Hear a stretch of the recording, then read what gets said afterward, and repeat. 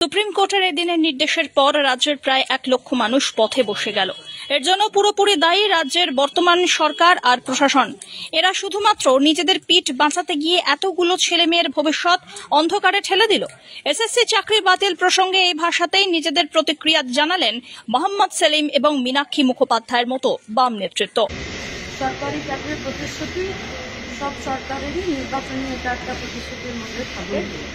তারপরে পশ্চিমবঙ্গে একের পর এক নির্বাচন হওয়া, সরকারের প্রতিশ্রুতি দেওয়া এবং তার সাথে প্রত্যক্ষ অভিজ্ঞতায় আমরা যা দেখছি একটা দুর্নীতির পুরো জায়গা চলছে। দীর্ঘদিন ধরে লড়াই চলল।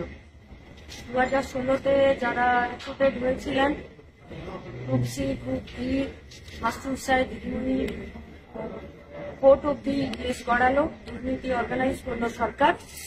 আজকে তাদের সবার চাকরি বাতিল হলো।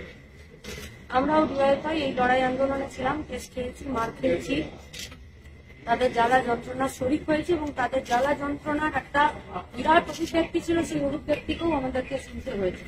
কিন্তু তারপরেও আজকে সবার চাকরি বাতিল হলো। পশ্চিমবঙ্গের ভবিষ্যৎ কি তাহলে আমাদের এটাই হবে?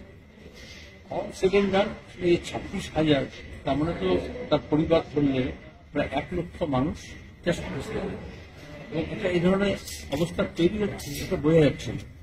কিন্তু এটা তো যাদের চাকরি গেল তাদের তো এরা শুধু শিক্ষকের চাকরি যাওয়া হয়, বাকি তো গ্রুপ সি আমরা যা বলছি। প্রথম কথা হচ্ছে যে যাদেরকে সরকার অ্যাপয়েন্টমেন্ট লেটার দিল, কিন্তু এখন কোর্ট বলছে এটা গোটা প্রক্রিয়াটা হচ্ছে দুর্নীতিযুক্ত এবং এই জন্য পারা যাবে না। তাহলে কাজ তো সে যাবে।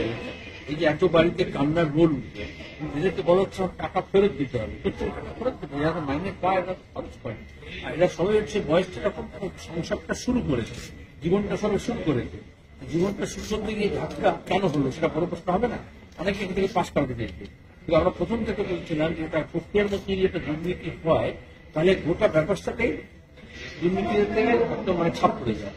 একটা নর্দমাতে যদি একটা নোংরা জল যায়, আশপাশটা দূষিত করে, তাহলে কয়েকজন লোক মন্ত্রী হতে পারে, অফিসার হতে পারে, স্কুল সার্ভিস কমিশন হতে পারে, স্কুল বোর্ড হতে পারে, স্কুল কর্তৃপক্ষ হতে পারে, এবং কিছু লোকজন দুর্নীতি করে যায়। কিছু লোক তো দোকান খুলে, কোম্পানি খুলে চাকরির জন্য টাকা তুলেছে, টাকা বিনিয়োগ করেছে। এর মধ্যে বলছিলেন সবাই দোষী, আমরা কখনো বলিনি।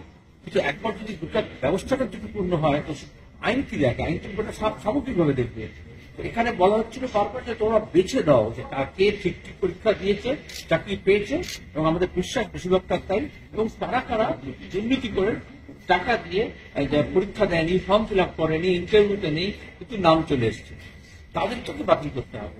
কিন্তু যা হয় এই পাশাপাশি তো করলো না। প্রথমত অন্যায় করলো দুর্নীতি করে, দ্বিতীয় হচ্ছে সমস্ত রেকর্ড ডকুমেন্ট ধ্বংস করলো, আর নির্দিষ্ট স্বার্থে, কারণ তারা জানে ধরা পড়ে গেলে খুব বিপদ। আর চতুর্থ তার তৃতীয়ত হচ্ছে যে তোমার কি এখন যেমন বলা হচ্ছে বাছাই করো, এই বাছাই প্রক্রিয়া কোনো সুযোগ নিল না। এখন উচিত এই পরিবারগুলো বাসার থেকে বাঁচবে কি করে, কারণ এদের সঙ্গে স্কুল শিক্ষাটাও যুক্ত। কারণ স্কুলগুলো যখন কালকে সুযোগ থাকবে না, তো এর তো ড্যাং করবে। বিজেপি তৃণমূল তো চাইছে গোটা দেশে সরকারি শিক্ষা ব্যবস্থাটা তুলে দিয়ে প্রাইভেট স্কুলটা হোক। তাহলে এখন কম টাকায় স্কুলে চাকরি করবে আর কোনো মান থাকবে না, কিন্তু সবাই মনে করবে সব করে একটা ভালো স্কুলে পড়ছি।